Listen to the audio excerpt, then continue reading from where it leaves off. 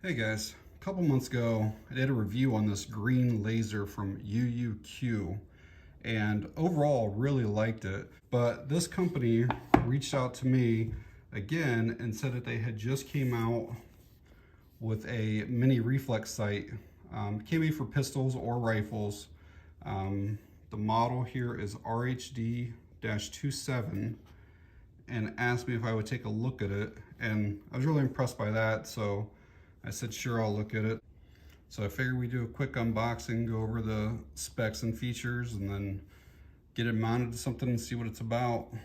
So it's got automatic brightness adjustment. So that means like if you have it set, let's just say on level 6, and then you're outside, and then you come inside and then it gets dark in your house later, that dot will automatically adjust for whatever ambient light or whatever you have going on. It's got a 50,000 hour battery life. There is a misspelling right there. That's obviously shake awake function. It's shock proof, IPX7 waterproof, and fog proof. All right, let's see what's all in here. So we got some type of tool right here. I assume this probably for adjusting like your elevation and windage and stuff. We'll make sure what that's for. We got a cleaning cloth, a lens cleaning cloth. Battery, it's a CR1632. The user manual. Got a Allen wrench. That might be a star shape. It's kind of hard to see in there, but I think it's a star bit. And then we got the sight itself here, which there's nothing else down in there. And the sight does appear to have a cover on it.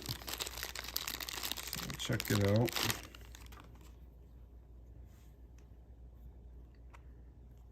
And that's as low as the cover does go on it. It's a rubberized cover, kind of softer, flimsier rubber. Some quick dimensions on it. We got 1.77 inches in overall length. Our width is 1.18 inches. Height, the overall height is 1.38, and without the base on it, you're looking at 0.98, so just about an inch. And weight with the base on it, 2.2 ounces. So taking a quick look around the sight itself, the anodization is perfect on it. There's no issues at all. You got rubberized buttons here. This is to increase your intensity. We got our elevation adjustment, windage adjustment, decrease the intensity of the brightness. There's a coating on that lens, and then that's that little ambient light sensor that I was talking about earlier with the automatic brightness. And you can see that reflective coating on there, how it looks like almost like a red on that side. But when you're looking through it, you won't see any of that red at all. There is a little bit of a bluish, if I hold this up here, you see how like the one half looks a little bit blue compared to the other side. Not bad though. And it looks like this is our battery door. So once it's mounted, you do not have to take it back off if you ever do need to change the battery. And then these are the screws right now that are mounted to this Picatinny plate or adapter. And if we want to remove this to put it on like an RMR footprint, we'll take those two screws out and then put it on a pistol. So I mentioned earlier that it has shake awake technology, and basically after 2 minutes, this will more or less turn itself off. And then at any point you grab your pistol or rifle or shotgun or whatever, and as soon as you grab it and move it, it will come back on automatically. It's got a 2 MOA dot, which whenever I put a battery in, I'll obviously show you that. 9 different brightness settings. Quickly show you the manual for it. Just kind of goes over some of the things I've already talked about.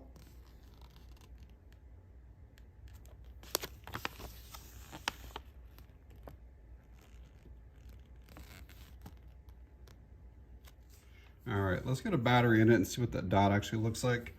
I'm gonna try using that tool that was included. Try using this side here, see if that'll open that up. This is mostly plastic, but the screwdriver bit for making your adjustments here does feel like that has a metal tip on it. So I did have to use the metal tip to kind of get that started. And then once it's started, that will spin it around then. I'd say it's kind of less than ideal though. It doesn't fit in there perfectly and it's plastic, but it does work. All right, battery goes in there, positive side up. And then we'll get the battery door back on there. So according to the Amazon description, like I said earlier, there are 9 brightness settings, but according to the manual, there are 10 brightness settings, 8 daytime, 2 night vision. So I've got that battery in and I've got it to where it's basically really low right now. It's probably the night vision. So what I'm gonna do is go to the upside and then see how long it takes to start seeing the dot. I can see it there now. Let's zoom that out and get it to where it's actually focused here. All right, so there's that dot. Let's see how bright it gets through these settings here.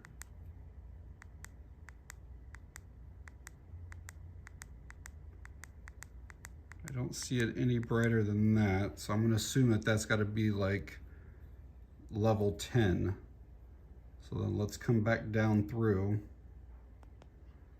That down is really stiff. That should be 8, 7, 6, 5, 4, 3. That should be 2. And yeah, so it should be right around 2 or 1 right there, and those are the night vision settings. So let's go back up through it one more time. Find it there. Should be able to start seeing it. Right there it is.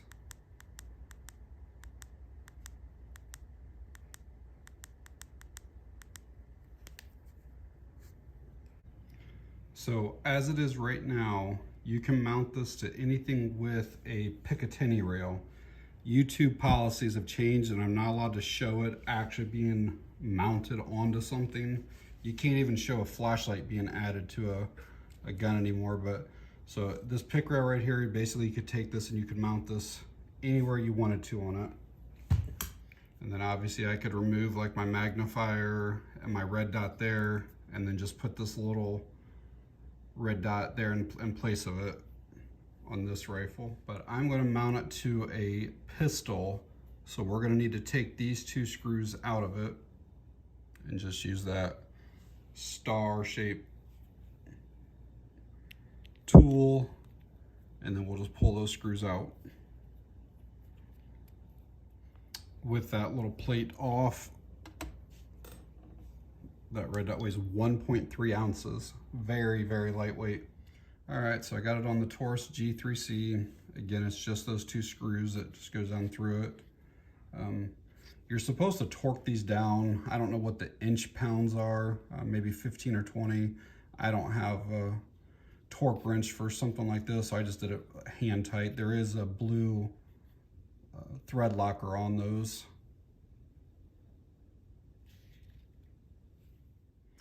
But as you can see, there's not a like a rear notch cut out or anything like that, so you will not be able to use the rear sight probably on most pistols unless you go taller sights on it.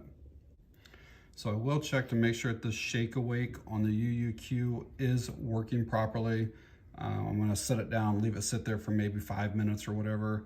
I know it says 2 in the manual, but I'll leave it for 5 or 10 minutes.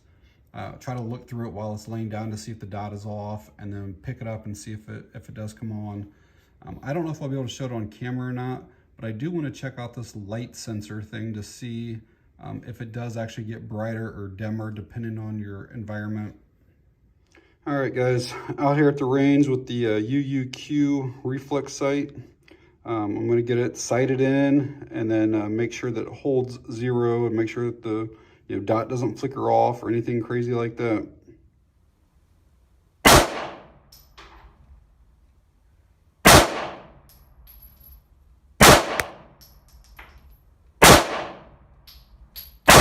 So that was the UUQ right out of the box. I obviously need to bring that dot up quite a bit. All right, I think I have it pretty well sighted in here, and that's what the sight picture, basically is going to look like for you.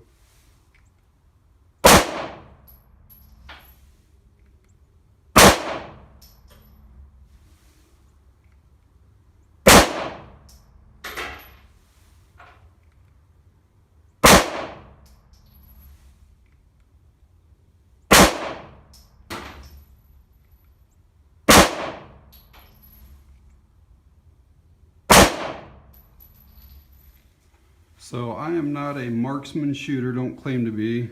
These were the first 5, and I knew I had to bring it up some. So then I turned it a few times, and I wasn't exactly sure on this one how many adjustments it was going to take. And then my next couple were there. I turned it like 2 full turns, and then I came up to here on these ones. So what was that, 7? It took me almost a full magazine, so 10 or so. And then I started hitting in the bullseye, and then I had holes inside of holes here, and these 3 here was basically where I was trying to present it almost like out of my holster, and then as soon as I found the dot, go with it. These were more like slow, looking through it, good firm grip, everything, but still really small grouping there. Really happy with that. All right, so having shot this down at the range, some thoughts on it is it zeroed in relatively easily. It held 0 through the 50 rounds that I put through it. I know that's not a long-term test, and it's not really a torture test. I didn't drop it and I didn't smack it a bunch of times. Field of view is nice. The dot was really easy to acquire. The thing comes on real easily. And if you don't want to rely on the shake awake, which I do personally, I like it, but you can manually turn that dot off. Just basically press and hold that for a few seconds, and you'll see it powered down now. One thing I did notice at the range, it's not really a complaint by any means, just something I observed. It seemed like this front lens got dirtier faster than other red dots that I've shot. And it does seem like it's a little bit more curved. It seems like it almost protrudes. It doesn't stick out beyond that, but it's right at the edge of that housing. And so there's a lot of carbon. Almost every magazine, I would kind of just either take my finger, or I keep a lens cloth in my range bag, but would wipe it off. And I didn't do it on the last magazine, just kind of on purpose. But you can see that there's like smudges all over the front of that now. But they do, again, they give you the lens cleaning cloth. So it's not a big deal. And again, literally you can just take your finger and wipe it off if you want to.